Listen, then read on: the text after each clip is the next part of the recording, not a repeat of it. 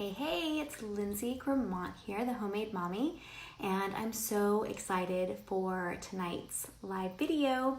You're going to want to make sure you're on this live, and you're also going to want to make sure that you are adding your members to this because we have a very special guest tonight. Bill Liebich is going to be on talking about his book, which you can get on Amazon, which asks the question, which is the best essential oil company out there? And so I'm going to be asking him some questions, and you are going to love these answers because I think you probably get this question a lot, like why are Young Living oils the best?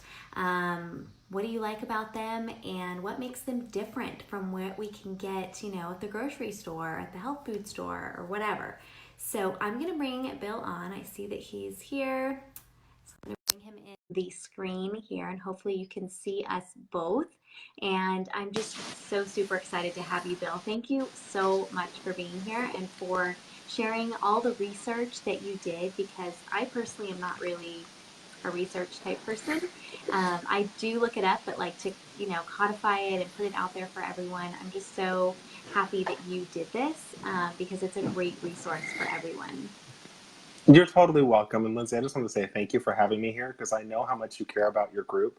And so it's an honor and a privilege to be here. Thank you so much.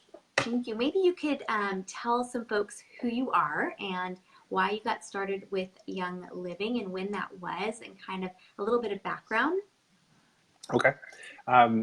You already said that my name is Bill Liebich. My wife and I are Young Living Diamonds, and we joined in 2013 in January when our daughter Jubilee was dying in the hospital with 104 fever, totally racked with pain and couldn't move.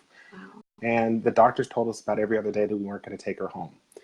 And it was at that time we were just praying for some sort of miracle for her. And Amanda Uribe came to us in the hospital and she said, I don't know much about essential oils, but I've had them for about 2 weeks and I've already gotten rid of a cold. Maybe they'll help your daughter. And we just left at the chance to be able to try something because the doctors had tried everything they could. And in a week and a half, she went from death to life. First half an hour, she started moving again. And the first day, the fever broke and never came back. And from that point on, we couldn't help but talk about Young Living essential oils. But we also wanted to know, okay, this was amazing, but was there anything else that they could do, and do we have the right company? So I spent 4 to 5 hours a night on my computer just researching Young Living and other companies to figure out what was the best essential oil company and kind of what made a high quality essential oil. And my background before that was as a Russian linguist in the Air Force. So my job was to determine, after looking at a bunch of data, to figure out what the person's intent was, what their truthfulness was, and being able to figure out where the flaws in their information that they were giving me was. So I really liked when I found out about Young Living. Like their transparency was probably the first thing to me that just absolutely struck a chord with me. I would have to say there were about 6 distinctive properties about Young Living that really spoke out to me. And the first was that they owned their own farms and they had that transparency. The second was that they had huge testing and standards. The third was that they had this dedication to purity and quality, and their time in business with continuous improvement. And then they had Gary Young and his education and training. The more I learned about Gary, the more and more I knew that he absolutely had this heart towards learning more and more information and teaching others. And then the heart of Young Living, that was kind of like the last thing that really made me fall in love with Young Living. Thank you for that kind of summary. So you did a lot of research to figure out those things. So what is important about us owning our own farms, for example? Like why not just having organic standards? What's important about having our own farms? Well, okay, so that's what sets Young Living really apart from every other essential oil company. I mean, not only their quality, but it's all kind of part of the seed to seal guarantee. So it's a start to finish quality guarantee, and owning their own farms sets Young Living apart because every other essential oil company is essentially a broker of essential oils. Because at some point in the process, they have to take somebody else's word for it. They just get a shipment in, relabel it as their own, and send it back out again. Whereas Young Living, all the way from where the seeds go in the ground to the type of ground it's planted in, how it's harvested, what's sprayed on them, how they're distilled, every portion of that process, Young Living knows what's going on with their essential oils. And so they take accountability from start to finish, and that's their guarantee.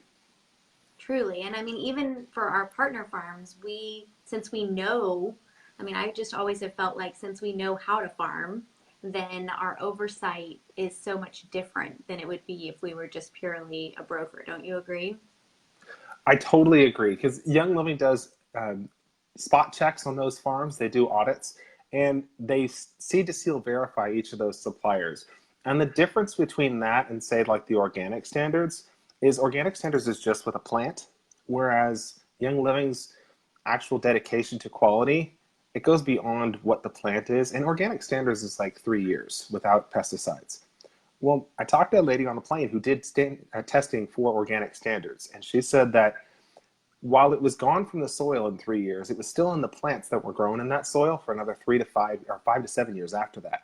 So that means that people that are just getting an organic standard and saying, okay, we have organic standards and that's what the top line is, they could still have pesticides and toxic chemicals inside their essential oils after they distill. Not only that, you have to distill it correctly because, you know, if for people who love coffee, if somebody came over to my house and they said they wanted a cup of coffee and I just took even like the best organic beans and I ground it right there and I brewed them a pot of coffee, but then I took that first batch and dumped it into a big pot and kept rebrewing out of that same bit of grounds over and over again and took all of them until I had no more color in the beans. And then served them a cup of that coffee, they would just be horrified that I'm trying to offer that to them. So you could take a really good product to start and then end up with a horrible product afterwards. So Young Living Standard, though, because they have, at one point I heard they wanted 50 years without pesticides to be able to start using as a farm, or even virgin soil. Well, that means that their standards are so much beyond organic. To get an organic standard, they'd have to actually downgrade their standards to get to that point. Yeah, which would not be good, right? No, no. Yeah, I know. Most farms that I mean, all the farms that I've been to, the real differentiator was that it was virgin soil. It was coming from a soil that had never been farmed before, because you know when it has been a farm, that's always the danger, is that at some point somebody sprayed, right? And the soil Right, would be then depleted and damaged. And this was all virgin soil for every farm that at least I've been to. right. And, you know, I've actually been to 4 of the farms and a partner farm, and I'm sure you've probably been to a whole lot more. But one of the ones that really kind of set off in our minds the differences of Young Living is we were about a half an hour away from the St. Mary's farm in Idaho, and we just called up and said we'd like to go on a farm tour.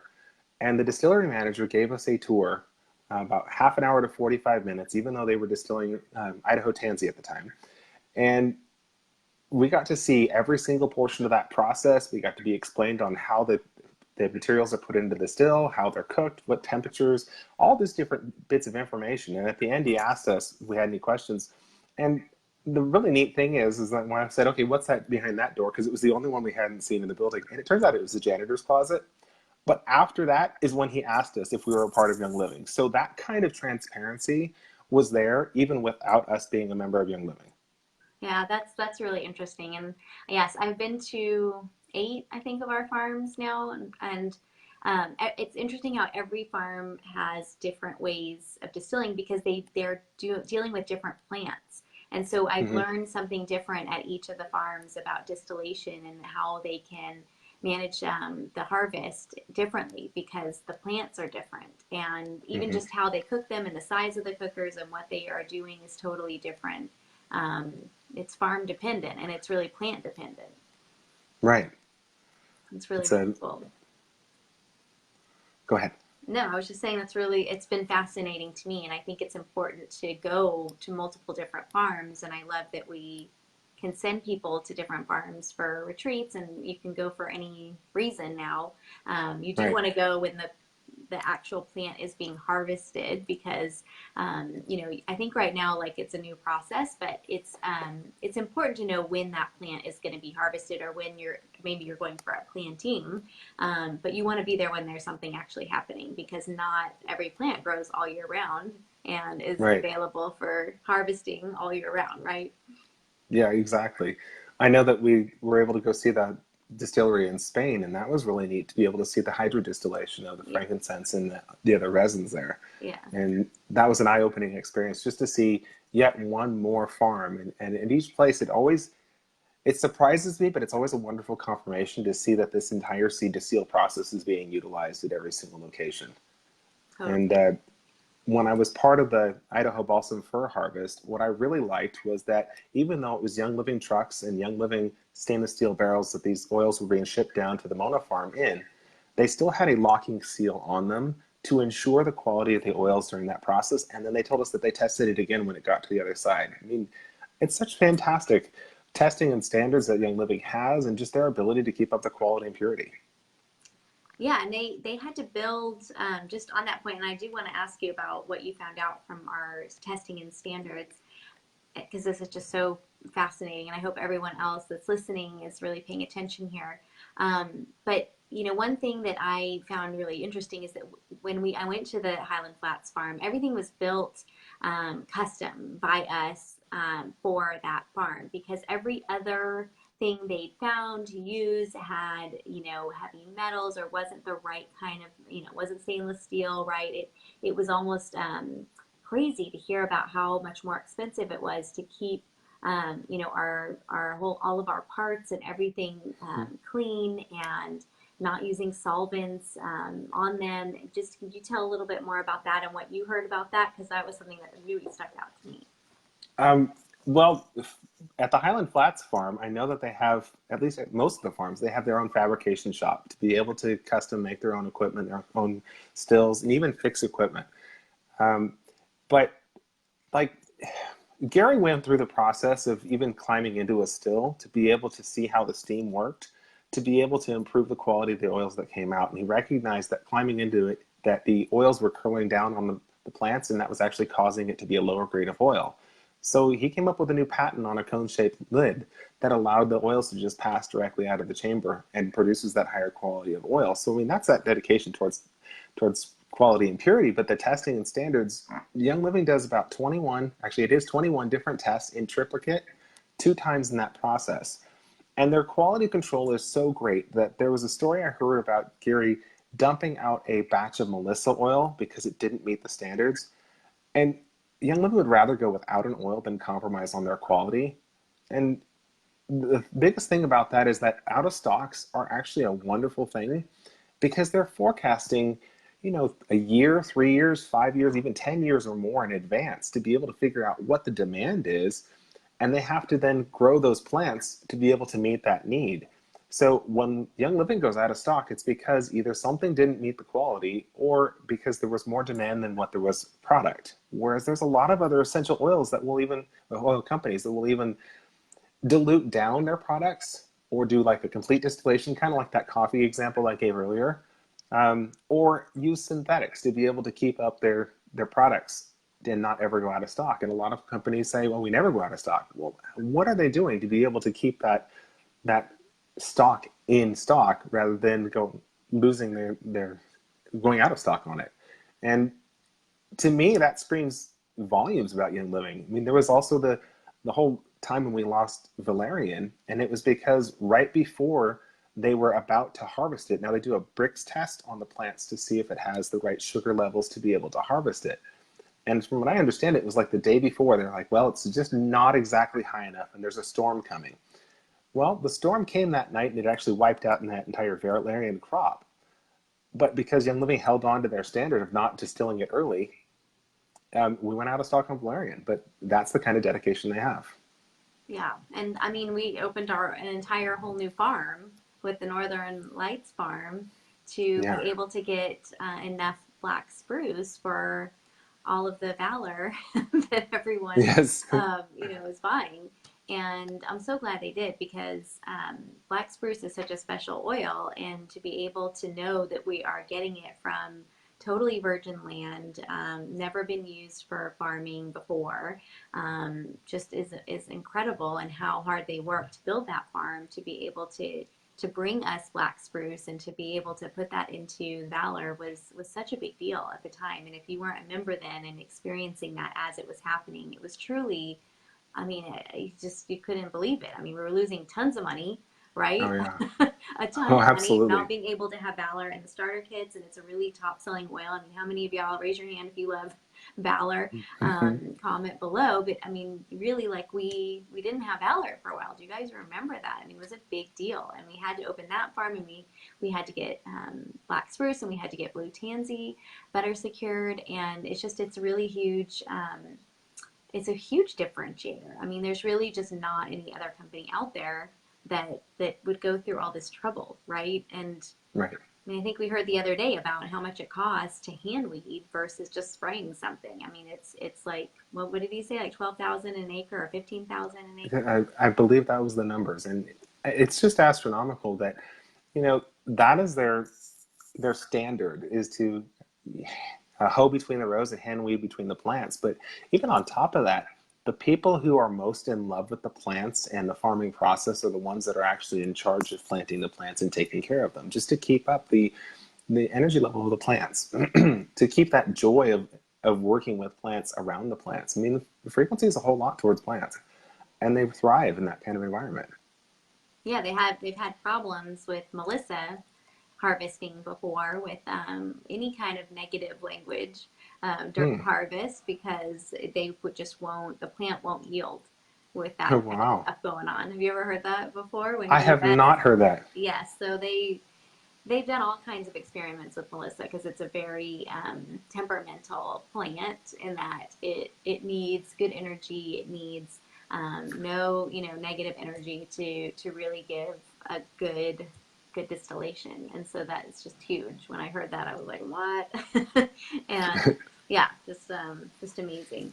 So It's what? Tell me a little bit about your experience with um, Young Living's time in business versus other companies. Well, when I started in 2013, that was Young Living was just under 20 years in business. And what struck me really quickly, my favorite oil is actually Idaho balsam fir. And I heard a story about Idaho balsam fir that really kind of spelled it out to me. Now, other essential oil companies at the time had been around for about 5 years, and they were claiming that they were also the highest quality essential oils. Well, I found out that Young Living took about 7 years to figure out how to get the most amount of medical properties out of Idaho balsam fir. So the time of year to distill it, what part of the plant to distill, how to prepare the plant for distillation, what temperature and time to distill for, all those different things and more are factors towards the distillation of Idaho balsam fir.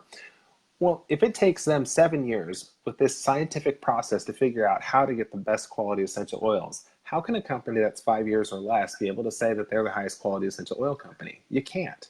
A company that's been in business for 20 years has that kind of ability with that continuous improvement process to figure out what is the best way to produce an oil and the highest quality to do it. Um, in 2013, it was such an interesting time frame too, because right after that, essential oils started just popping up everywhere. You can find them in a grocery store, department store, warehouse store, even your gas station sometimes.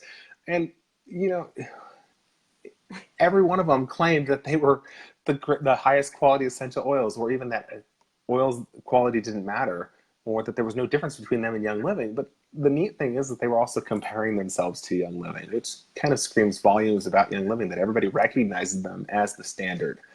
Um, Right. and Gary had this kind of thought process where normal people would say, if it's not broke, don't fix it. But Gary had this kind of process. It was like a personal challenge to him. And it was like, if it's working, it could be working even better. So he was constantly trying to push the envelope and figure out what else he could do with the oils and get more properties out of them. Yeah, I mean, can you tell a little bit about your experiences with Gary? I mean, I think a lot of people here, most people here, have not spent some time with him. We do have a bunch of us that did get to, but I mean, how did he influence the Young Living culture? Do you think?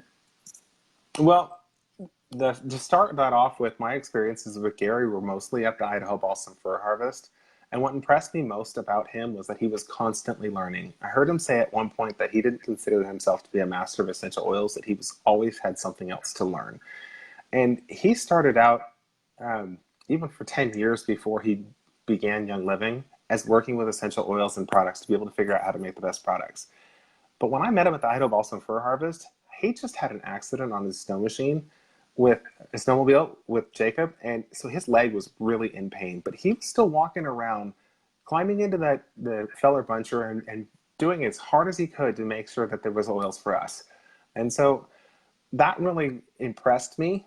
But his education and training is really impressive as well. I mean, he studied in France with the lavender growers and learned how to do lavender growing and distillation. And then he studied with the master of distillation, who was said to even be able to distill rocks. And he studied in England and Oman and Egypt and Israel. He was constantly learning where he was in the world.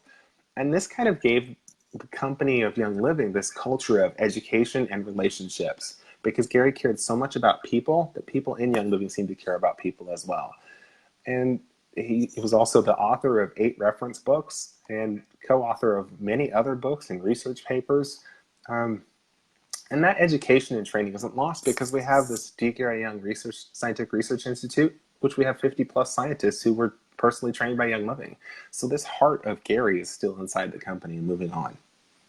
Yeah, I definitely agree with all of that. And the time that I spent with him, I think you could just tell how excited he was to share this information and how interesting it was to him. It wasn't just like he was regurgitating something. It was like he truly was fascinated with everything, Mm-hmm. and he respected each drop, right? Each constituent, each part of that oil. And there was so much research that has gone into it. I actually even remember hearing and learning from him and from Mike Book, who is now our chief science officer, that it's just the libraries that we have in all of our information about the constituents in each oil is like nobody can compare or has that information. And it's not like when you buy a big testing machine that it comes loaded with these libraries. It's like any computer. You have to load that Yeah. information onto the computer.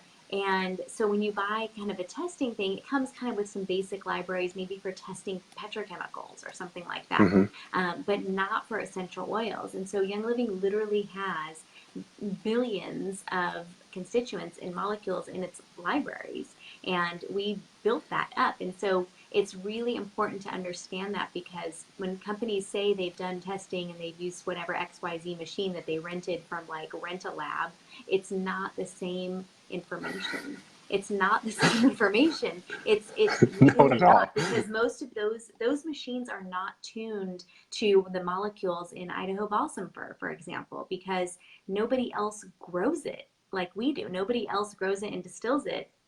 And so it's so important to understand this, because the machines just literally are out there testing petrochemicals and synthetic chemicals. And so the machines, first of all, are contaminated with those chemicals, and it can rub off into whatever it's testing. And then there's just literally no information. I mean, machines are just zeros and ones, right? There's literally no Right. information about a lot of these molecules because there's so many of them. And most companies don't care about how many molecules are present. They really only care about a certain couple of them to Right. have the right aroma. So I really cannot stress enough how important it is to understand that it's like a symphony, right? There's so many different molecules involved, and just from a testing standpoint, there's really no other company that has that information. It's so crazy to think about how many are present in our oils that are not present in other companies' oils. Do you remember hearing about that whole cinnamon bark process, where people claiming that Young Yes. Living cinnamon bark was adulterated, Yes. and they produced their test results for it? Well, what I love about that entire process is Young Living went through and released their test results for that particular batch of cinnamon bark, and then they came back and they told that testing lab, okay, you forgot to clean your sample in between, the column in between. And by the way, here's what you were testing in advance of that sample. So that's the kind of knowledge that Young Living had, is to Yeah. be able to go, okay, I see that you tested our oils, but this is what you were testing beforehand. I didn't even clear it. So that's the kind of knowledge and dedication towards quality that they have. And I Yeah. love that. Yes. And I love that too. And you'll see a lot of those tests, and you can add up all the constituents, and it's like over 100%. Like they didn't even add Uh-huh. properly. So I mean, just really funny things. I mean, there's really some expertise in there with the testing that we definitely have. So you talked a lot about the heart of Young Living. Can you tell me a little bit more about what you mean by that? Sure. When I talk about the Heart of Young Living, I mean, the biggest example of the Heart of Young Living is the Young Living Foundation. And Young Living pays the administrative costs of the Young Living Foundation, but it really started kind of in Ecuador when Gary was starting that Ecuador farm. And he saw that schoolhouse, that one room, one story schoolhouse with cracks in it, and it was leaking and in a flood zone where all these kids were studying.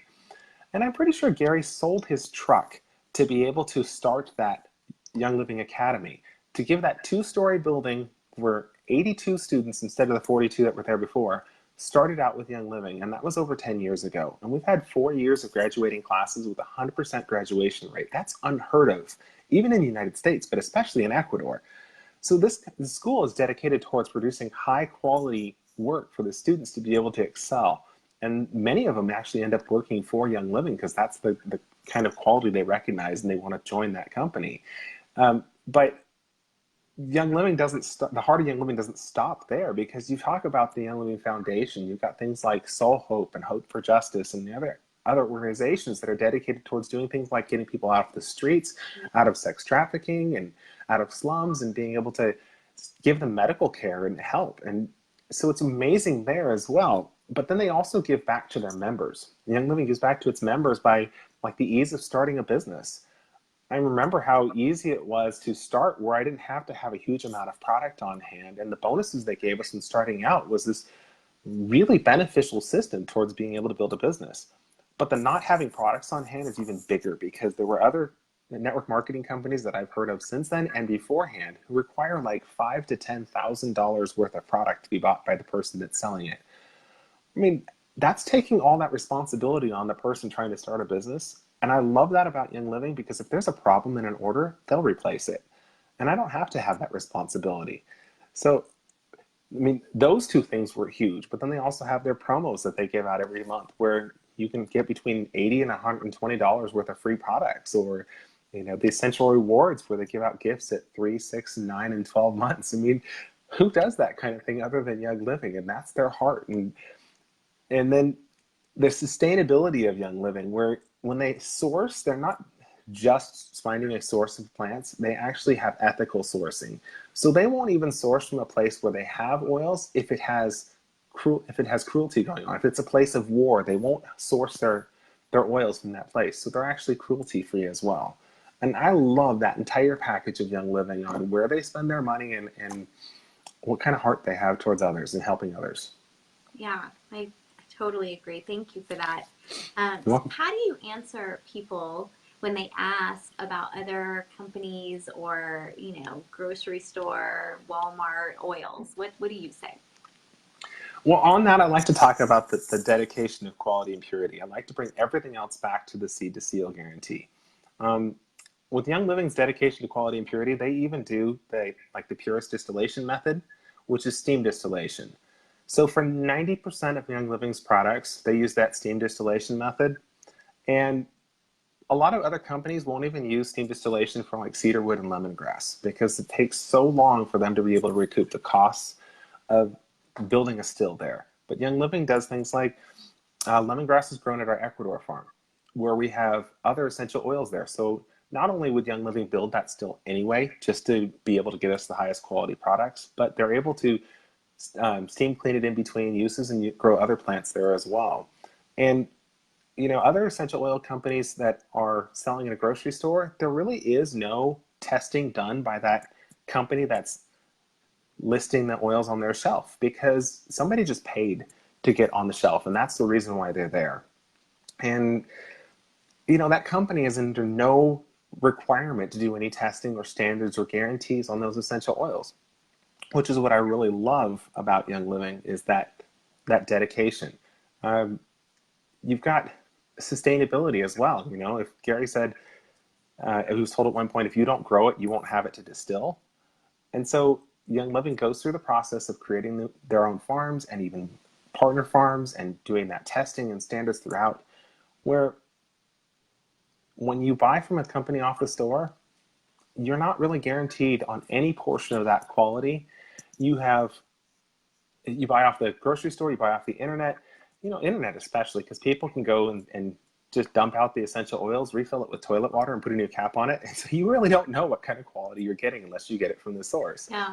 And there are slogans of people in other essential oil companies, and one in particular stood out in my mind when I started out, and that was that they go to the source. And they showed this video with pride on how they went to this farmer in the middle of nowhere and picked up his oils. Well, I'm pretty sure he was using an aluminum still. He had no education and training on how to get like the scientific process to get the best essential oils. And then at the end of it, they all stuck it in plastic bottles, like 2-liter bottles and old soap bottles, to be able to show with pride that they were going to the source to pick up these oils. I mean, the aluminum, the plastics, and all the other toxins go into your essential oils, which is why I would never choose anything else other than Young Living.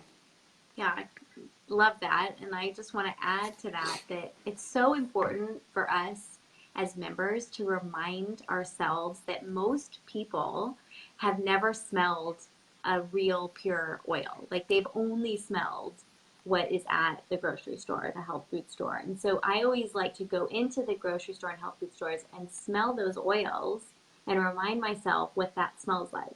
Because it's nowhere, it's like not even in the same league, right? And No. even, I mean, any of our competitors, I urge you to go and remind yourself and order those and get them and compare them and keep them in your house. Keep something like a lemon, like a competitor's lemon or a competitor peppermint or lavender, because it will always remind you how special our oils are. Your nose knows. I mean, when you sit there just side by side and smell it like our lemon will go right up into your limbic system.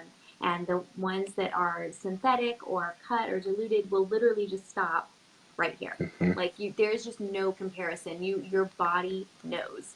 And it's just so important to remember that and to remind yourself of that every time because we are spoiled. And really, the only way people can smell our oils is if you share it with them because Right. there is no store, right, that has them sitting on Yeah. the shelf, in most cases. So, they're just waiting for you to show that to them because all they have is, whatever brand and they don't know the difference.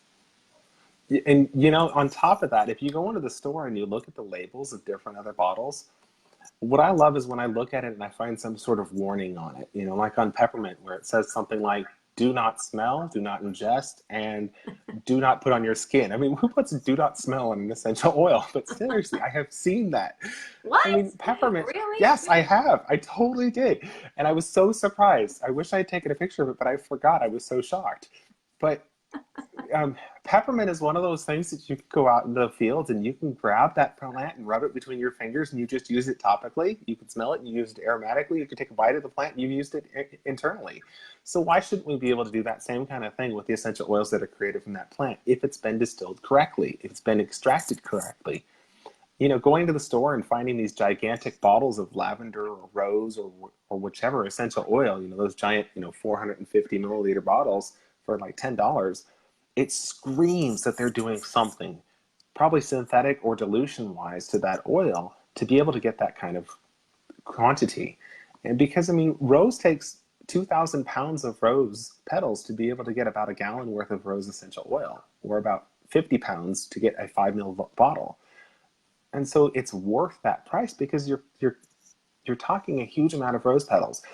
To give you a better example, when I was young, a teenager, I would gather newspapers in the back of a Volkswagen van again, and we'd fill that thing as full as we possibly could and dump it off, and we'd have about 3/4 of a ton of newspapers. So you're talking about something that's bigger than a Volkswagen van again, filled to the brim and packed tightly to be able to get that many rose petals. That's a whole lot of rose petals. Yeah.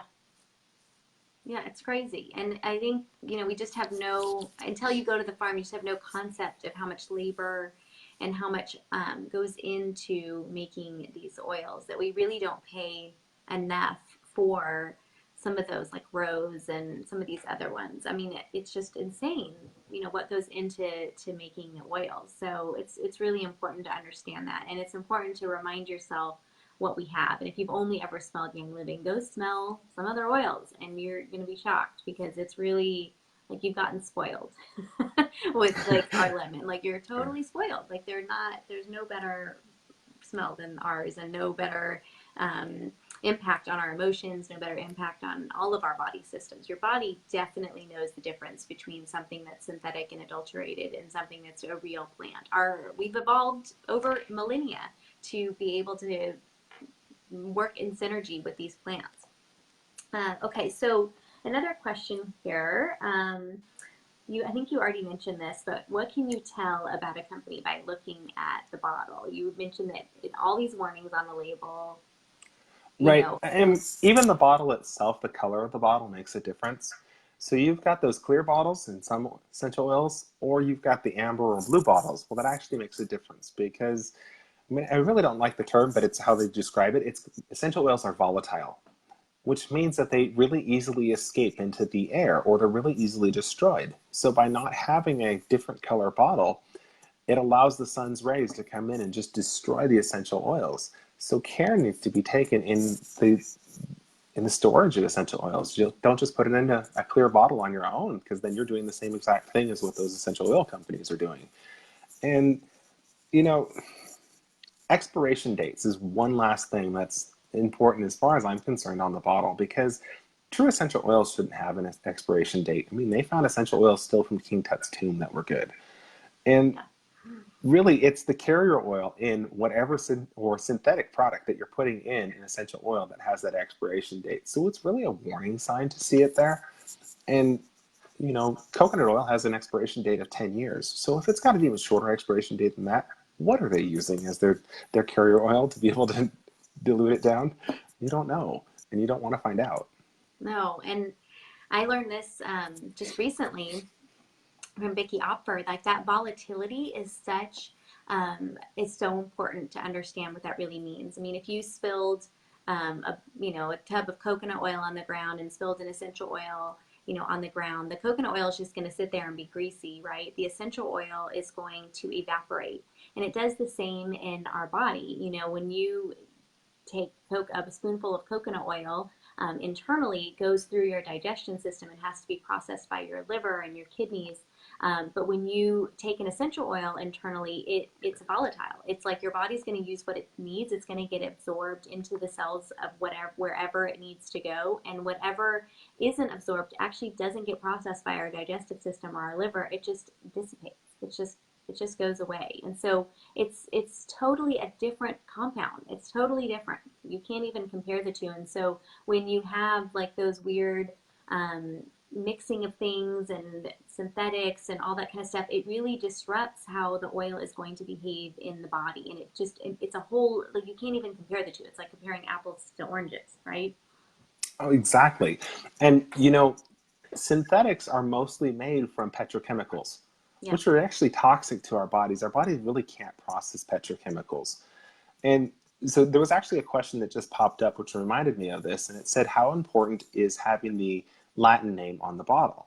It's super important, because even for something like lavender, there are more lavender scented products on the market than there is lavender essential oil in the world. So if it doesn't say something like Lavandula gustifolia on it, you probably have some sort of synthetic, or they're trying to pull the wool over your eyes because you've got something like lavender and lavandin, or just lavandin in there.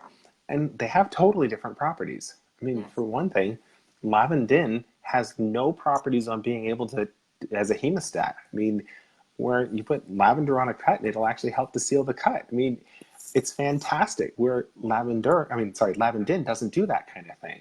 Mm-hmm. And there's a lot of people who have allergies towards lavender, which are actually towards the synthetic varieties. People have told me multiple times that they have an allergy toward lavender. And I've challenged them to kind of go, well, are you willing to at least smell mine to just see if it does the same thing? And I've had so many people go, okay, that one didn't give me a reaction. I don't know why.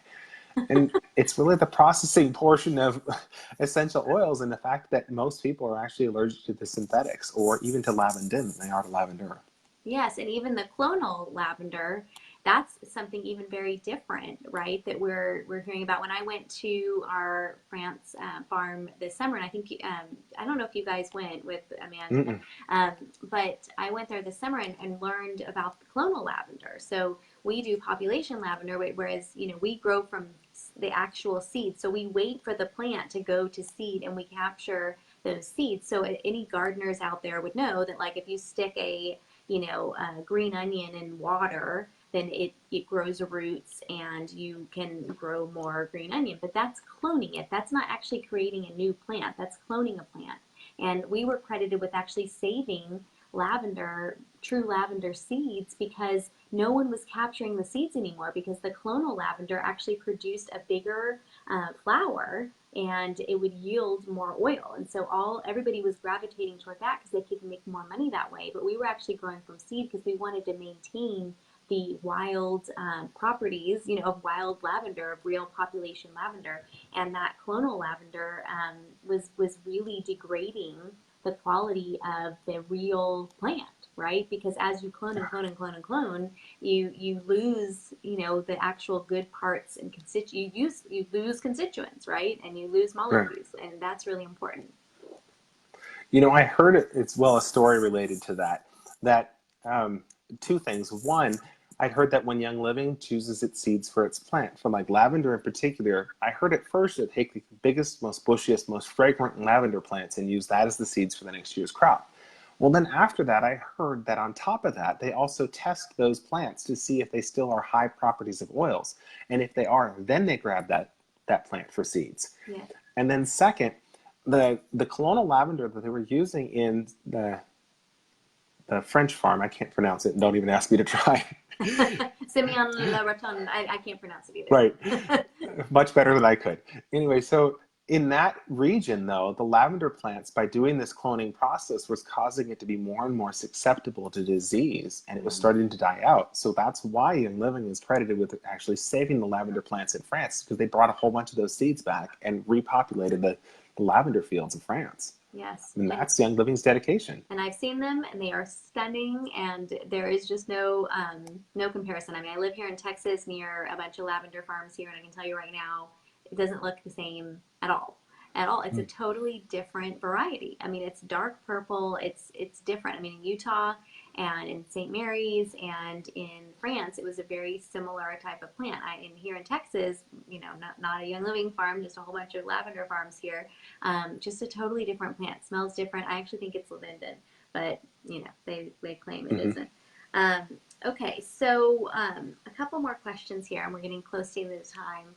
But I could talk about this for hours because I find it super fascinating. But I don't know if some new person is going to watch an hour-long video, but it's good for everyone to really understand and be confident in understanding what makes us different. But you mentioned in your book different schools of thought around aromatherapy. Can you chat a little bit more about that?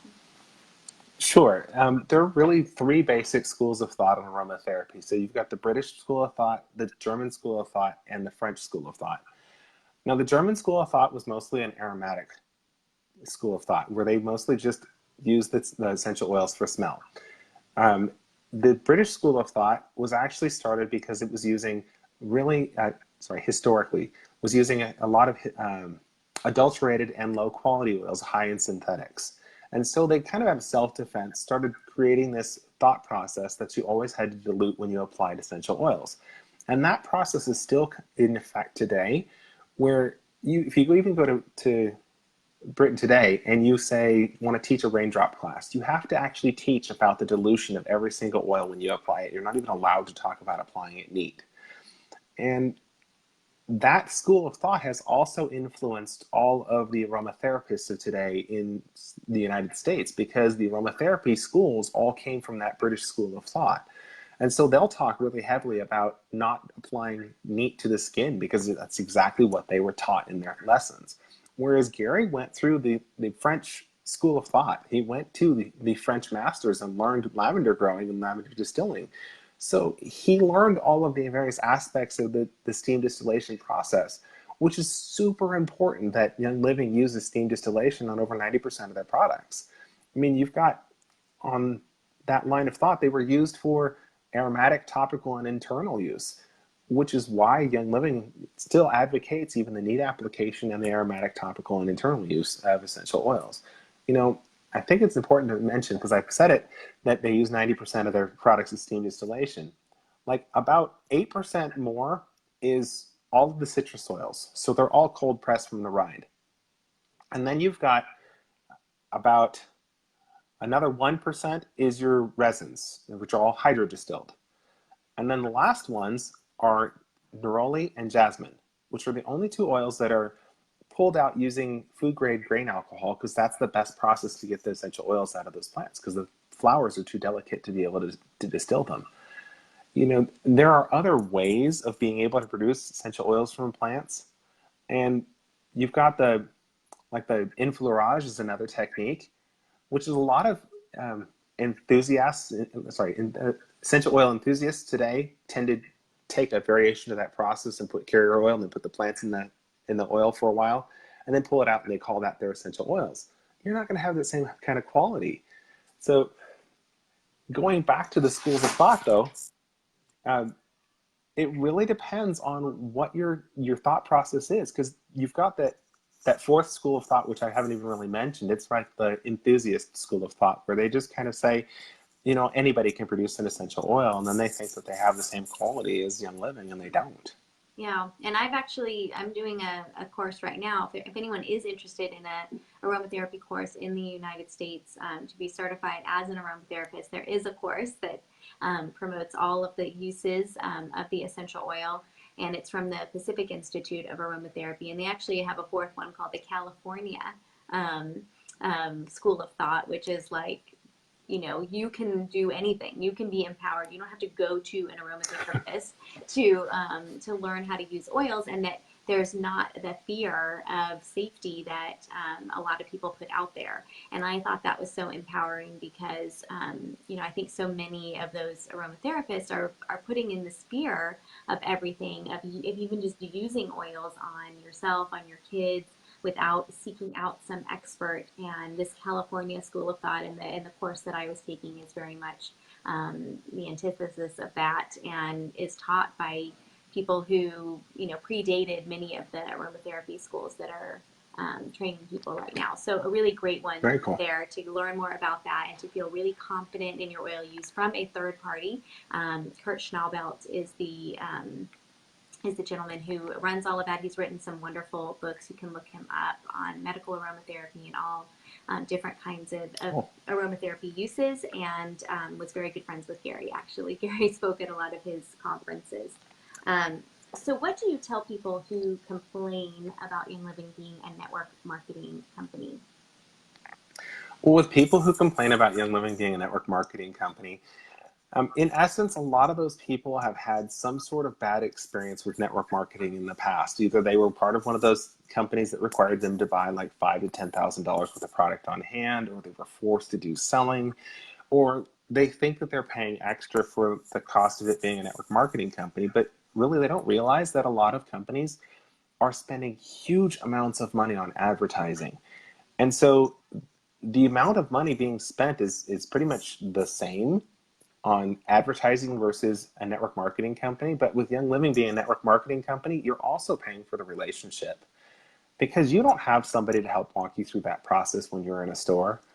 And, you know, people in Young Living actually care about each other. And so you want to help the person who's in front of you. Go, okay, well, this is where I research it. This is how I do it for myself. And you're able to help the person who's wanting to know.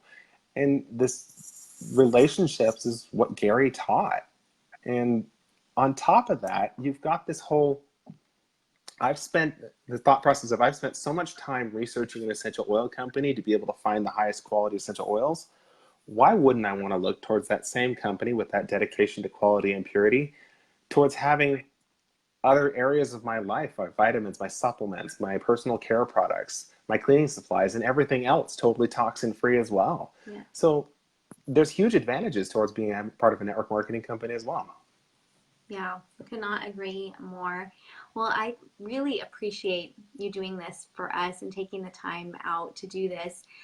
For those that don't know, again, if you came in late, this is Bill, and he is the author of a book called Which Essential Oil Company, or Which is the Best Essential Oil Company, and that is a book that you can get on Amazon, and I'll include the link here on this video, which really goes into detail on all of these points. So if you have anyone who's ever asked you, you can feel, I think, mostly the importance is confidence, right? I mean, in the end, your answer is not going to make it through to someone's brain who is not who does not have an ear to hear. If they already have their mind made up, then no amount of convincing is going to change their mind. But I do like that you went through and you have a lot of questions that people can ask. You know, if someone has ever thought about, like, have you asked Right. these questions? And you know, I think that that is what it really helps a lot, is making people think about what they're doing.